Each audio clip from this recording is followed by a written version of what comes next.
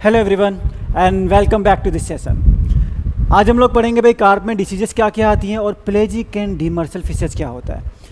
सबसे पहली बात, प्लेजिक फिशेज से आपके पिछले साल बना था क्वेश्चन, पिछले साल नहीं मतलब प्रीवियस ईयर में बना था क्वेश्चन बना था एक, और क्वेश्चन कुछ इसी टाइप का बना था।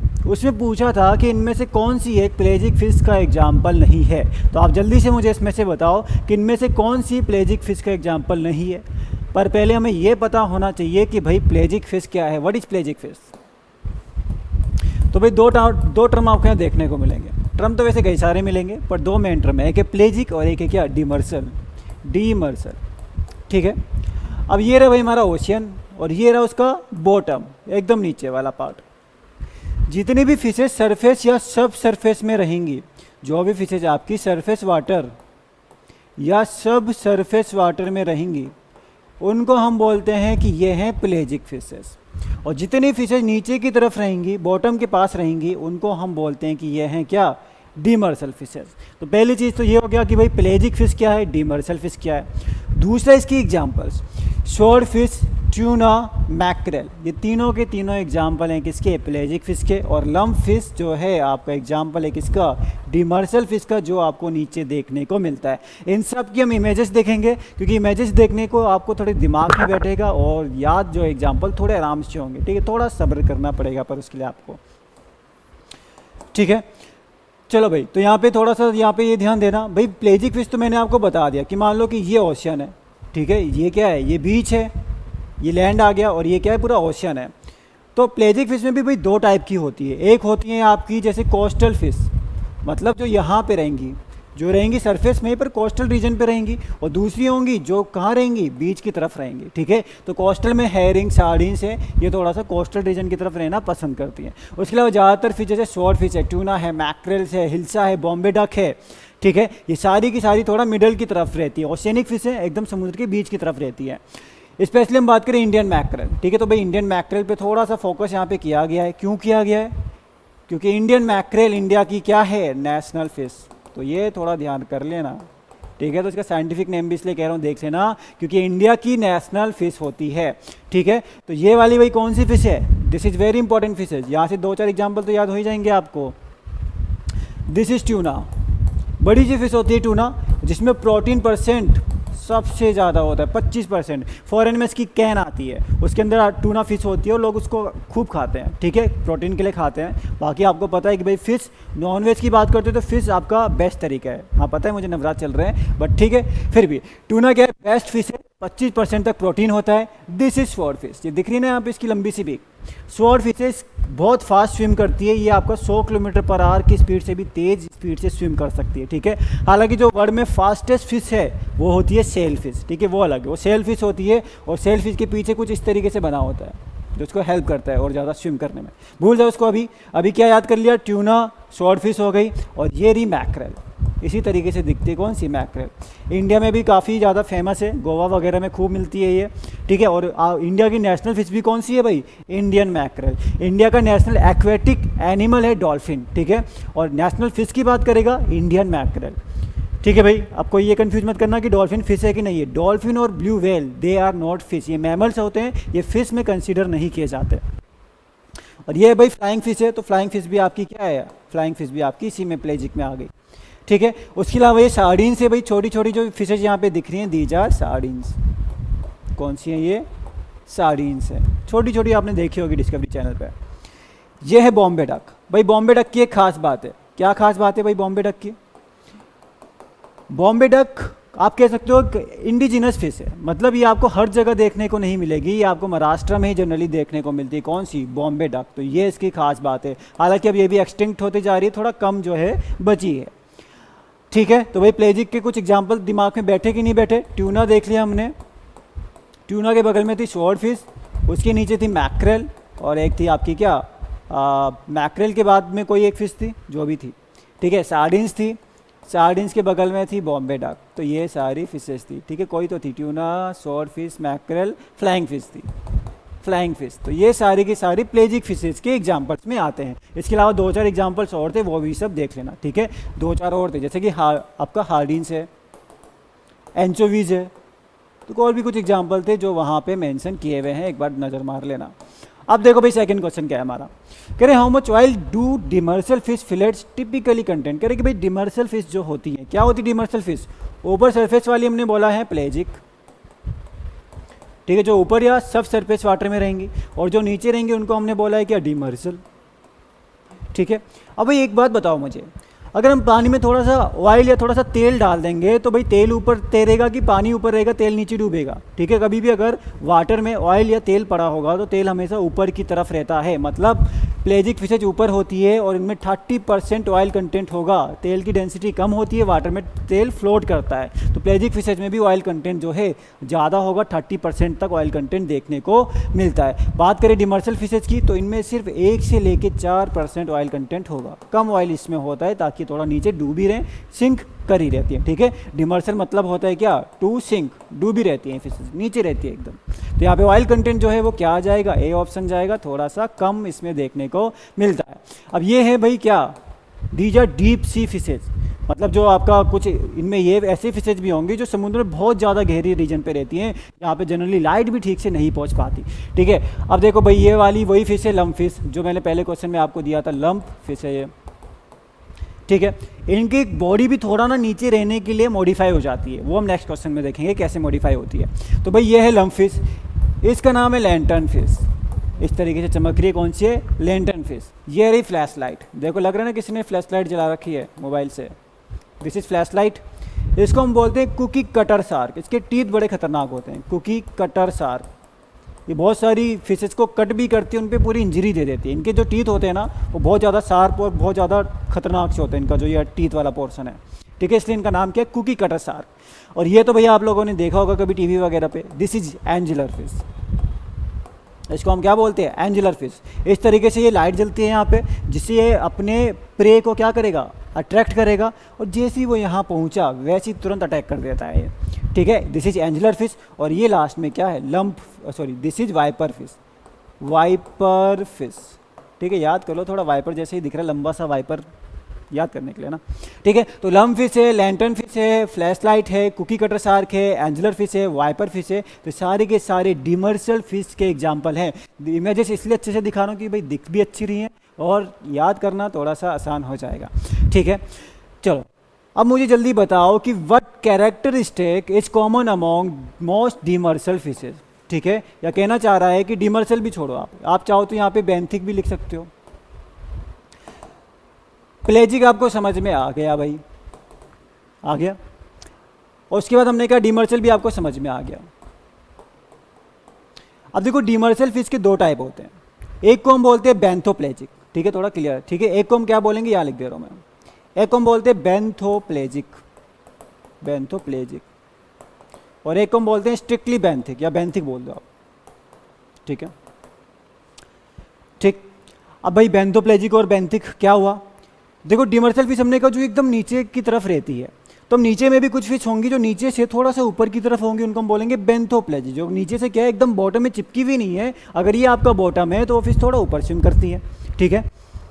उसके अलावा जो एकदम नीचे फ्लोर पे चिपक जाएंगी, जैसे फ्लैट फिश वगैरह है, लंप फिश वगैरह है, जो नीचे एकदम क्या होगी, फ्लोर के ऊपर चिपक ही जाएगी, एकदम नीचे फ्लोर पे बैठी होगी, उसको हम बोलते हैं बेंथिक फिशेज, ठीक है। तो डिमर्सल में दो टाइप बोलते हैं, एक बेंथोप्लेजिक जो थोड़ा ऊपर ऊपर रहेगी, और एक बेंथिक जो एकदम सी फ्लोर से चिपकी होगी। तो बेंथिक रीजन आपका क्या होगा, जो सी फ्लोर होगा इसको हम बेंथिक रीजन बोलते हैं, और इस पर जो फिशेज होंगी एकदम सी फ्लोर पे सेटल हो रखी हैं उनको हम लोग बोलेंगे क्या, बेंथिक फिशेस, ठीक है।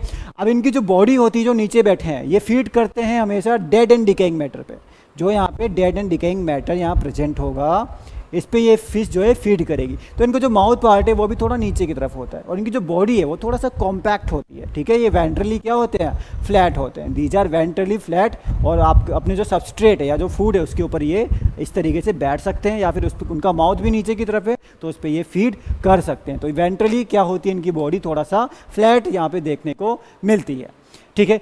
The benthic zone refers to the part of the ocean where organism live and feed. तो मैंने तो अभी आपको बताया कि व्हाट इज बेंथिक जोन। बताओ भाई बेंथिक जोन क्या है, कि सरफेस, वाटर के सरफेस को हम बेंथिक जोन बोलेंगे, या फिर सी फ्लोर को हम बेंथिक जोन बोलेंगे, या ओपन ओशन को बेंथिक जोन बोलेंगे, या फ्रेश वाटर बॉडीज को हम बेंथिक जोन बोलेंगे। तो अभी मैंने आपको बताया व्हाट इज बेंथिक जोन, ये होता है आपका सी फ्लोर। अभी एक इमेजेस दिखाएंगे जहाँ पे 2-4 टर्म हमें समझने हैं, ठीक है। ये रहा, आ गया। चलो भाई, अब यहाँ पे प्लेजिक फिशेस सबको पता है। प्लेजिक फिश क्या हो गई, जो ऊपर ऊपर रहेंगी, दीज आर प्लेजिक फिशेस। जो नीचे रहेंगी उसको हम बोलेंगे क्या, डीमर्सल। जो नीचे होंगे उसको हम बोलेंगे डीमर्सल। जिसमें आपकी आ जाएंगे एक तो बेंथोप्लेजिक, जो थोड़ा सा ऊपर रहेंगी, और जो एकदम सी फ्लोर से चिपकी हुई होंगी उनको हम बोलेंगे क्या, बेंथिक फिशेज। क्योंकि इस जोन को ही हम बेंथिक जोन बोलते हैं, जो आपका क्या है, सी फ्लोर है यहाँ पे, ठीक है। उसके अलावा अलग अलग जोन है, जैसे नेरिटिक जोन। अब भाई जहाँ पे बीच होगा, जहाँ पे क्या है भाई, बीच है, मतलब एरिया थोड़ा सा ऊपर की तरफ है, यहाँ का जो पूरा बॉटम है, बॉटम तक सनलाइट पहुँच रही होती है, ठीक है। तो जो भी ओशन का शैलो रीजन है, जहाँ पे एकदम बॉटम तक सनलाइट आ रही है, उसको बोला जाता है नेरिटिक जोन, ठीक है। That is neritic zone. उसके अलावा क्या क्या मेंशन है यहाँ पे, फोटिक जोन, मतलब जहाँ तक लाइट जा रही है, कुछ खास नहीं है यहाँ पे। एक और चीज़ देख लो भाई, यहाँ पे एबिसल जोन, ठीक है। मैं यहाँ वापस लिख दे रहा हूँ एक बार, एबिसल जोन लिखा है, ABYSSAL, एबिसल जोन। अब 4000 से लेके 6000 मीटर या 4 से 6 किलोमीटर अगर ओशन की डेप्थ है, इतना ज़्यादा गहरा है, वहाँ ना लाइट आएगी ना कुछ आएगा, तो वो होता है क्या, एबिसल जोन, एकदम डीप सी। 4 किलोमीटर से 6 किलोमीटर डेप्थ का जो होगा उसको हम कहते हैं क्या, एबिसल जोन उसको कहा जाता है। तो मेन आपको याद रखना है कि भाई प्लेजिक जोन क्या होता है, दूसरा आपको याद रखना है डीमर्सल जोन क्या होता है, और तीसरा आपको याद रखना है बेंथिक जोन क्या होता है। तो ये 3 चीज़ें आपको जो है ध्यान में रखनी है, और प्लेजिक और आपको डीमर्सल के एग्जाम्पल जो है मैंने बता दिए। चलो, अब पूछ रहे हैं कि भाई अल्सर डिसीज। अब भाई डिसीजेस यहाँ से स्टार्ट हो गई हैं, चलो बताओ भाई। डिसीज का देखो एक सेशन है जो मैं डिस्क्रिप्शन में भी डाल दूंगा, तो वहाँ पे डिसीज का एक पूरा सेशन भी जो है डिस्कस किया हुआ है, तो आप वहाँ से भी एक बार उस सेशन को लगा सकते हो और फिशेस की डिसीज को कंप्लीट कर सकते हो। वही कह रहे कि अल्सर मतलब छाले, फिशेज में छाले हो जाते हैं, वो किसकी वजह से होते हैं, एरोमोनाज या स्यूडोमोनाज की वजह से, सेप्रोलेगिन या पैरासिटिका की वजह से, आर्जुलस की वजह से, या ट्राइकोडीना स्पीसीज की वजह से, ठीक है। देखो आपके डाउट होंगे, आप उसको कमेंट में कर देना, ठीक है। अभी आई थिंक कोई राजस्थान में जो फिशरीज की पोस्ट आई हुई है, ठीक है, पर उसका सिलेबस थोड़ा वास्ट है, उसको यहाँ पे कंप्लीट करना इतना पॉसिबल नहीं है, ठीक है। बट आप बुक आपके पास हो सकती है ना, बुक आपके पास हो सकती है, भले हैंड बुक की हो या दूसरी फिशरीज की बुक हो, या आईसर के ई कोर्स में आपको मैक्सिमम चीज़ें जो है वहाँ पे मिल जाएंगी। कंटेंट तो आपको मिल जाए, मतलब टॉपिक आपको मिल जाएगा, अब वो कितना डेप्थ में दिया थोड़ा ये देखना पड़ेगा, कुछ कुछ बहुत कम भी दिया और कुछ कुछ बहुत ज़्यादा भी दिया हुआ है वहाँ पे, ठीक है। पर अगर आपके पास हैंड बुक ऑफ फिशरीज है तो वो बहुत अच्छी बुक है, वहाँ पे आपको सब कुछ मिल जाएगा। बता भाई आपको ये जो अल्सर ही कोज होता है, it is a bacterial disease, इसको एरोमोनाज और स्यूडोमोनाज बैक्टीरिया मिलके करते हैं। इसमें क्या होगा, अल्सर हो गए, छाले पड़ चुके हैं, ठीक है। और एक चीज़ भाई याद रखना, जब भी हमें डिसीजेस को ठीक करना होगा, क्या करना है, जब भी हमें फिश में डिसीजेस को ठीक करना है, तो या तो हम पॉन्ड को डिसइंफेक्टेंट करते हैं, या आपको हर जगह मिलेगा, किसी भी डिसीज़ में होगा, लिखा होगा क्या कि भाई आप केमनोफोर से उस पॉन्ड को डिसइंफेक्टेंट करते चलो, ठीक है। ये नॉर्मली भी किया जाता है, कोई डिसीज नहीं है तब भी करते हैं कि पॉन्ड को बार बार क्या करा, 2-4 बार आपने यूज कर लिया, उसके बाद हम लोग केमनोफोर का 2-4 बार क्या, केमनोफोर मतलब हर बार हम पॉन्ड यूज करते हैं, उसके बाद केमनोफोर से एक बार डिसइंफेक्टेंट कर दिया, फिर हमने यूज़ किया, फिर से हमने केमनोफोर से डिसइंफेक्टेंट कर दिया। उसके अलावा फॉर्मेलिन भी यूज़ किया जाता है डिसइंफेक्शन के लिए, पर फॉर्मेलिन को थोड़ा रुक के करते हैं, मतलब 4-5 बार आपने पॉन्ड को यूज कर लिया, उसके बाद एक बार फॉर्मेलिन का इस्तेमाल कर लिया, ठीक है। सो दिस इज अल्सर जो एरोमोनाज और स्यूडोमोनाज जैसे बैक्टीरिया जो है कॉज करते हैं। कह रहे हैं कि भाई ड्रॉपसी डिसीज, कह रहे फिश में एक डिसीज होती है, कौन सी, ड्रॉपसी डिसीज, बड़ी इंपॉर्टेंट है। कह रहे कि इसमें सिम्टम क्या होगा इसका, यही तो पूछेगा आपसे, डिसीज में सिम्टम पूछेगा या कॉजल एजेंट पूछेगा। तो भाई सिम्टम क्या हुआ, वाइट कॉटन जैसी ग्रोथ होती है इसमें, scale protrusion and fluid accumulation, मतलब स्केल उसके बाहर आने लगते हैं जो फिश के स्केल से, और या फिर क्या होता है, उसके बॉडी के अंदर फ्लूइड जमा होने लगता है, रेड स्पॉट आ जाते हैं बॉडी के ऊपर, या क्लाउडी आई जो है उसकी होने लगती है। भाई बताओ यहाँ पे क्या आंसर जाएगा। तो dropsy is a very important disease, जिसमें क्या होता है, फिश की किडनी खराब हो जाती है, ठीक है, फिश की किडनी खराब हो जाती है।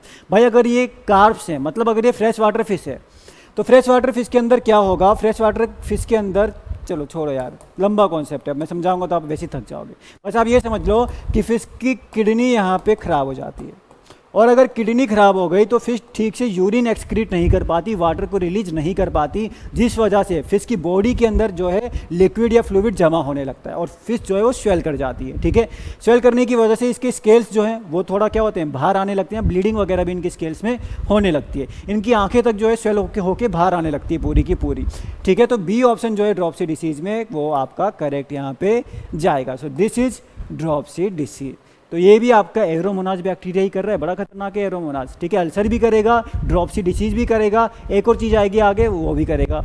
ठीक है, तो ड्रॉपसी डिसीज भी एरोमोनाज कर रहा है, फ्लूइड भर जाता है क्योंकि किडनी जो है खराब हो गई, किडनी खराब तो ऑस्मो रेगुलेशन बिगड़ गया, आंखें वाँखें स्वेल होके सब बाहर आ गई और स्किन और फिन्स में इसकी ब्लीडिंग जो है होने लगती है। बहुत इंपॉर्टेंट है, इसको डबल ट्रिपल 4 बार स्टार चाहो तो आप मार्क कर सकते हो, वेरी इंपॉर्टेंट। ठीक है, ये इंपॉर्टेंट इसलिए है क्योंकि ब्रूड को बहुत हार्म करता है। ब्रूड मतलब पेरेंट्स को, फिश के पेरेंट्स को ये बहुत ज़्यादा हार्म करता है, इसलिए बहुत इंपॉर्टेंट है। ठीक है भाई, कह रहे कि what type of parasite is argulus species commonly known as fish flies. Fish flies की अगर हम बात करें आर्जुलस स्पीसीज या फिश फ्लाइज की, तो वो एंडो पैरासाइट है, एक्टो पैरासाइट है, बैक्टीरियल पैरासाइट है, या फिर वो वायरल इन्फेक्शन या वायरल पैरासाइट है। भाई आर्जुलस स्पीसीज होते क्या है, आर्जुलस स्पीसीज ये क्या करते हैं, ये फिश की गिल्स वगैरह में, जो फिश की गिल्स है वहाँ पे चिपक जाते हैं, या फिर फिन्स वगैरह में भी चिपक जाते हैं, टेल्स में भी चिपक जाते हैं। ठीक है, इनके पास हुक्स होते हैं, सकर होते हैं, जिसकी वजह से ये क्या करते हैं, इन पे चिपक जाएंगे और चिपकने के बाद न्यूट्रिशन ड्राइव करेंगे। ठीक है, और जहाँ पे ये चिपके होते हैं वहाँ पे धीरे धीरे उनकी स्किन जो है वो रेड कलर की होने लगती है। ठीक है, और जो फिश होती है अब उसको थोड़ा ईचिंग वगैरह भी होती है। यहाँ पे ये आपका एक्टो पैरासाइट है, मतलब बॉडी के बाहर से चिपका होता है फिश में, आप इसको अपनी आंखों से भी चाहो तो देख सकते हो आर्जुलस स्पीसीज को। तो बी ऑप्शन पता था तो बहुत सही पता था। तो दिस इज एक्टो पैरासाइट, ये देखो यहाँ पे इस तरीके से चिपका हुआ है, ये देखो चिपका है, ये देखो चिपका है। ठीक है, तो फिश के गिल्स में चिपका हुआ है और ये फिश के आप फिन्स वगैरह में भी जो है चिपक सकता है। कौन, आर्जुलस स्पीसीज। ठीक है, अभी एक स्लाइड और आएगी उसकी, है ना। बताओ ये क्वेश्चन देखो मैंने कितनी बार रिपीट किया होगा। What is the cure of epizootic ulcerative syndrome. मैंने इसको ब्रूड हेल्थ केयर, मैंने आपको जब ब्रूड हेल्थ केयर पढ़ाया था वहाँ पे भी ये दोनों डिसीज डिस्कस करी थी, फिर से रिपीट कर रहा हूँ क्योंकि बहुत इंपॉर्टेंट है। हाँ भाई बताओ जल्दी से, एपिजोटिक अल्सरेटिव सिंड्रोम ये आपका जो डिसीज है इसको एरोमोनाज बैक्टीरिया भी करेगा और इसको एफेनोमाइसिस अगली स्लाइड में सब लिखा हुआ है, इनवेडेंस भी करेगा। अगली स्लाइड में आर्जुलस स्पीसीज का भी लिखा है और इसका भी लिखा है। ये आपका बैक्टीरिया और फंगस दोनों से होता है। ठीक है, एरोमोनाज बैक्टीरिया से भी होता है और एफेनोमाइसिस इनवेडेंस से भी होता है। तो भाई एरोमोनाज से आपका एक अल्सर हो गया, दूसरा आपका ड्रॉपसी डिसीज हो गया और तीसरा आपका एपिजोटिक अल्सरेटिव सिंड्रोम भी हो गया। इसको ठीक करने के लिए अब ये भी ब्रूड हेल्थ केयर की मेन डिसीज है, मतलब जो फिश की पेरेंट को ज़्यादा लगती है तो सीड प्रोडक्शन में बहुत ज़्यादा ये भी नुकसान करती है। ठीक है, एक हो गया आपका आर्जुलस स्पीसीज, दूसरा हो गया आपका एपिजोटिक अल्सरेटिव सिंड्रोम। तो भाई इसके लिए ट्रीटमेंट के लिए क्या है, एंटीबायोटिक्स है, वैक्सीनेशन है, सीफेक्स है या फिर शीफा ब्रूड है। ठीक है, तो एंटीबायोटिक्स और वैक्सीनेशन की यहाँ पे बात नहीं है, यहाँ पे जो ड्रग्स इन्होंने मेडिसिन यहाँ पे बनाई इट इज़ सीफेक्स। किसने बनाई, शीफा ने बनाई। शीफा मतलब central institute of fresh water aquaculture, जो है ओडिशा भुवनेश्वर ओडिशा में। ये आपका central institute of fresh water aquaculture कहाँ है, भुवनेश्वर ओडिशा में प्रेजेंट है, जिन्होंने क्या बनाया, सीफेक्स बनाया इस डिसीज को ट्रीट करने के लिए। शीफा ब्रूड की बात करें तो भाई शीफा ब्रूड फीड है, डाइट है, किसके लिए, ब्रूड्स के लिए, फिश के पेरेंट्स के लिए ये क्या है, डाइट है जो भी शीफा ने ही बनाया हुआ है। ठीक है, तो सीफेक्स जो है यहाँ पे राइट आंसर जो है जाएगा। तो आर्जुलस स्पीसीज फिश लाइस है और ये क्या है, एक्टोपैरासाइट है, दिख रहा है आपको इसकी टेल में लगा हुआ। और एपिजोटिक अल्सरेटिव सिंड्रोम क्या है भाई, एरोमोनाज हो गया, एफेनोमाइसिस इनवेडेंस हो गया, इसको ये क्या करता है, ये कोच करता है, ये भी ब्रूड हेल्थ केयर के रिगार्डिंग इंपॉर्टेंट है। ठीक है, और सीफेक्स जो है यहाँ पे इसका ट्रीटमेंट के लिए यूज़ किया जाता है। ठीक है, ये रहा एपिजोटिक अल्सरेटिव सिंड्रोम की फिश में ऐसे बड़े बड़े छाले या अल्सर बन जाते हैं जिससे फिश की डेथ तक हो सकती है। बताओ भाई एक दो डिसीजेस जो हैं यहाँ पे और बची हैं, जल्दी से आंसर कर दो भाई फिर। हाँ थक तो नहीं गए भाई पढ़ते पढ़ते, ज़्यादा चीज़ें थोड़ी पढ़ी अभी तक हमने, जल्दी बताओ भाई। डिसीज वाला सेशन नहीं लगा, अभी जाके लगाओ, डिस्क्रिप्शन में यहाँ पे लिखा हुआ मिलेगा आपको, डिस्क्रिप्शन में आपको और भी कुछ लिंक मिल जाएंगे। ठीक है, उसके अकॉर्डिंग आप लगा सकते हो। What disease causes secondary infection over injuries appearing as white cotton wool like outgrowth। देखो क्या कह रहा है, अब मान लो कि ये बेचारी फिश कहीं भी घूम फिर रही थी, ठीक है, अब घूमते फिरते इस बेचारी को कहीं चोट लग गई या किसी प्रीडेटर ने इस पर अटैक किया, अटैक करने के बाद इस पर कहीं इंजरी हो गई, इंजरी होगी जहाँ से वहाँ से निकलेगा क्या, ब्लड, ठीक है, वहाँ से क्या निकलेगा, ब्लड निकलेगा, ठीक है, और वहीं पे जो है एक फंगस इन्फेक्शन स्टार्ट हो जाता है, वहीं पे एक फंगस इन्फेक्शन स्टार्ट हो जाता है, जिस फंगस का नाम होता है क्या, सेप्रोलेग्निया पैरासिटिका।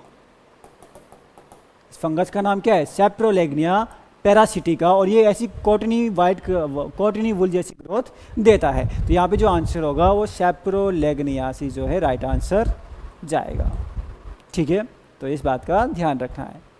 तो सी ऑप्शन किया तो बिल्कुल सही किया है आपने, ठीक है, मुझे लगा इसके बारे में और होगा, चलो पर इतना बहुत है, ठीक है भाई। तो सेप्रोलेग्नियोसिस हो गया, ठीक है। अभी देखो इसकी कुछ डिसीजेस हो रहे हैं, फिश में सारी डिसीज कंप्लीट नहीं हुई है अभी, ठीक है। यहाँ पे मेन ये जो कार्ब्स को, इंडियन मेजर कार्ब्स को जो डिसीज लगती हैं अभी हमने उसकी बात करी है, ठीक है। अब जैसे फिन रॉट की बात होगी, डैक्टाइलोगायरस हो गया, ये भी इंपॉर्टेंट है पर ये हम लोग बाद में पढ़ेंगे, ठीक है। मगर मेन कार्ब्स की डिसीज बात करी तो जो भी हमने डिसीज देखी, हमने भले वो अल्सर देखी, हमने वो आपका क्या क्या देखी, ड्रॉप्सी देख ली, ठीक है, सेप्रोलेग्नियासिस देख ली, आर्जुलस स्पीसीज देख ली, एपिजोटिक अल्सरेटिव सिंड्रोम देख ली, सारी कार्ब्स की बहुत इंपॉर्टेंट डिसीज है। तो सबसे ज़्यादा इंपॉर्टेंट डिसीजेस ये हैं, उसके अलावा बाकी भी हम डिसीज देखेंगे, अब वो हम थोड़ा और लेट देखेंगे, ठीक है। अब नेक्स्ट क्लास में क्या पढ़ना है हमें, इसकी भी बात कर लेते हैं भाई। फिर fresh water fishes, fresh water fishes का कल्चर हम देखेंगे, ठीक है।